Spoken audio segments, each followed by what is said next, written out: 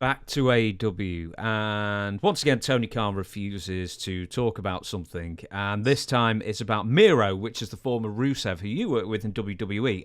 Yep. And where's Miro? Essentially, like where's Wally over here, but it's where's Waldo over there. So it's like, where's Miro? He's been off TV for months. He's not injured or anything. Just Tony doesn't want to put him on. CJ Perry, former Lana of WWE, just said Tony's got his favourites and Miro's not one of them. Your thoughts on Miro not being on AEW TV? Well, Lana told the story that he's out of favor with Tony Khan. So why? I don't know. So, but then again, let's go back to what we just talked about. There's a new regime in WWE. Vince got rid of Miro and Lana, but does Triple H like them? I don't know. Hey, Miro needs to get down on his hands and knees every Christmas and send Jack Swagger and me a birthday present. I mean, a Christmas present. Because the whole time I was with Jack, he never beat Miro but one time that I remember. And that was at the Thanksgiving Christmas special for the troops. We were in Jacksonville. And that's also the same day I met Tony Khan. Met him same day. And that's the only time that Swagger ever beat Miro was on the military version of Raw or SmackDown. It was a special show, I think. And I never saw I thought they handled the Miro thing totally wrong. They made him from where was he from? He was originally Belgrade, from Russia. Now he's Bulgaria. Bulgaria. Wait a minute. What heat do we have with Bulgarians? None at all. Well, he was originally Russian, and then they said actually he's from Bulgaria. So that sort of took yeah. And where that came from, I don't know. Unless it came from Vince. So they came to me one day, one of the agents, can't remember his name now, but he says, hey, got any ideas? I said, yeah, I got a lot of ideas, but I damn just want to know them. He says, well, what? I said, what are y'all going to do with Rusev? Well, we don't know. We don't know means we're friggin' lost. We have no idea what to do with this guy. I said, hey, I got an idea for you. What? Why don't we're the United States, me and Swagger, he's Russian. Why not the USA and Russian, they confront each other with the flags? Oh, that's a good idea. And I said, why don't we just have, it's been like forever, Russia versus USA. Why don't we run that for a while? He said, that's a good idea. Then he says, that's a damn good idea. So now here's this guy going to go to the creative meeting tomorrow, one of the agents, with that idea. And we used to do Raw on Monday nights and SmackDown on Tuesday nights. So I give it to him on the SmackDown night, Monday. Next night we was doing SmackDown at a town close by, about 150 miles. And he says, I said, hey, did you present my idea? Man, they loved it. They loved it. But he didn't say he presented my idea. What he did, he presented his idea. I know what he did. He said, man, I says, y'all thought about this before, right? He went, no. I said, you didn't think about it? No. I said, Vince, think about it? No. What? 16 members of creative. Nobody ever thought Russia versus USA before? No.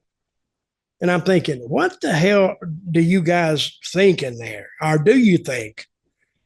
And so what we ended up doing, we got, I think we got a house show run out of it, which the people responded to it.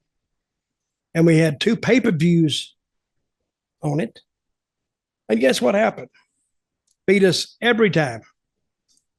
And you're talking about a flat finish when the guy we didn't even get screwed. We just got, Rusev just beat him So, and the people out there like this, they going, yeah, yeah, yeah, yeah. See, at least when they go, yeah, yeah, yeah, yeah, but hey, Atlanta did something, this, they didn't even have that. So, and when they didn't get that, I'm saying there's no help. There's no help with this creative team at all. And they asked me a couple of times, do you think you'd like being on creative? I said, no, I don't. Why not? I said, I don't know. And I've told you about my ideas on creative. It's the most thankless job in the world.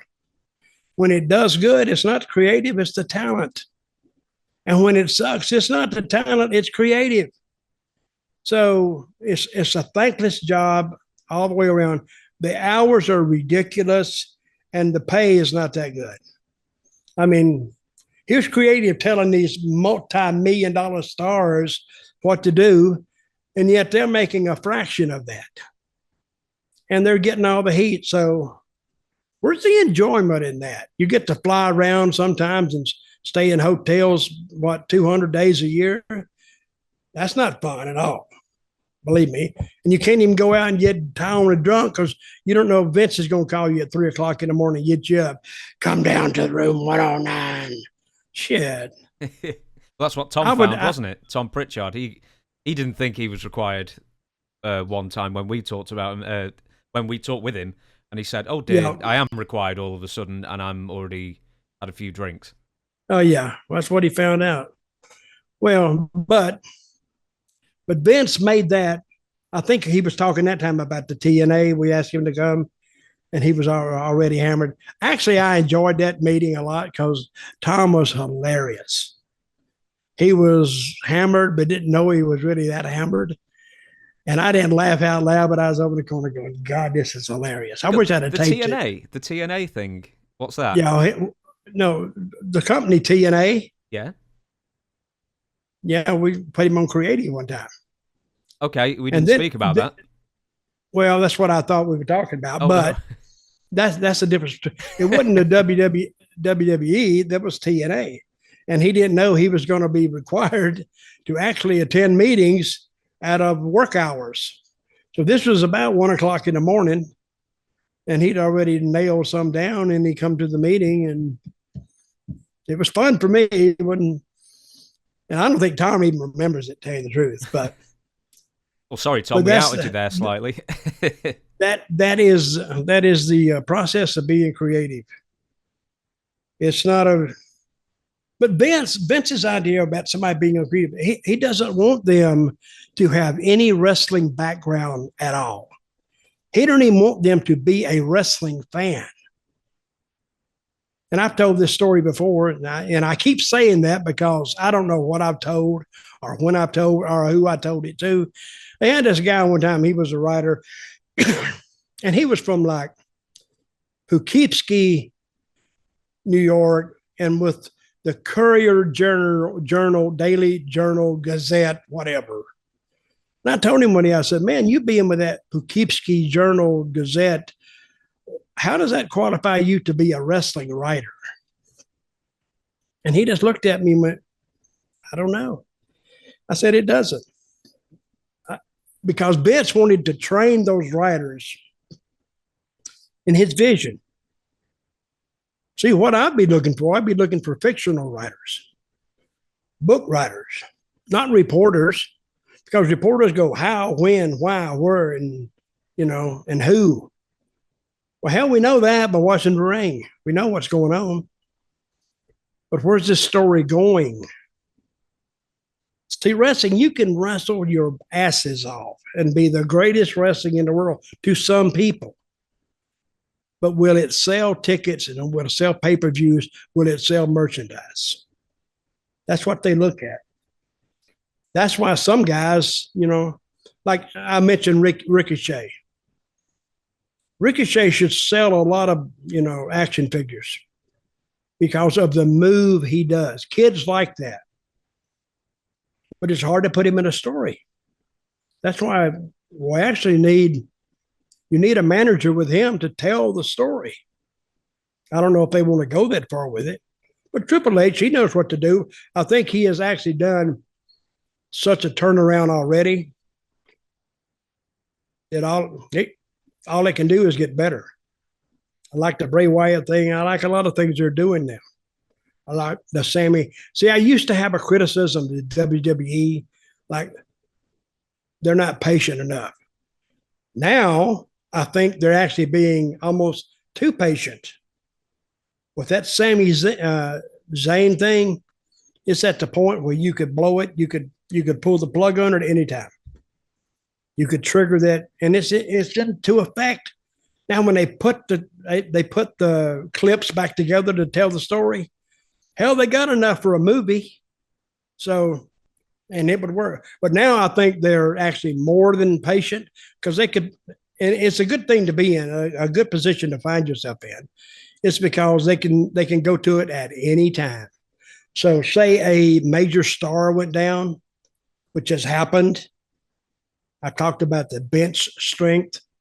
You know what bench strength is, right? You have nobody to go to. But now they do. So if somebody goes down, some big star, put that Sami Zayn story in there and crank it up. It more than makes up for it till you get another star ready.